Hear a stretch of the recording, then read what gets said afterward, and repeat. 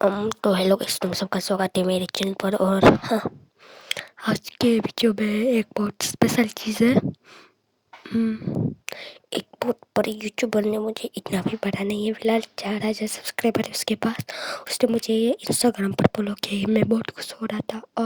मैं क्या बताऊँ, हमेशा घर पे खाते रहता है, कभी पढ़ाई भी क्या करा। उनको छोड़ो। तो जब उनका नाम कोई आर्मी तो नहीं भेजेगा ना मुझे मारने के लिए। मेरी मम्मी को किसी बड़े यूट्यूबर ने फॉलो किया, उसको जाके मार के आओ। ये बड़े यूट्यूबर ने तुझे फॉलो किया है ना, अभी मर जा तो।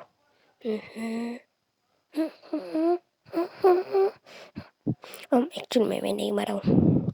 हाँ, मैं नहीं मरा, मर गया हूँ मैं। हाँ, तो मैं बता देता हूँ किसने फॉलो किया है। और मुझे फॉलो किया है Oh my god. Tunnu talks.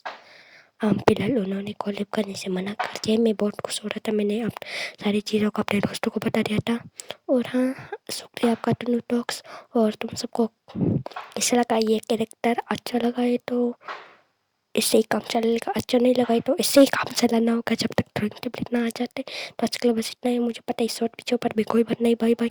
और लाइक कर दो, सब्सक्राइब भी कर दो, कमेंट में बताओ कैसा लगा।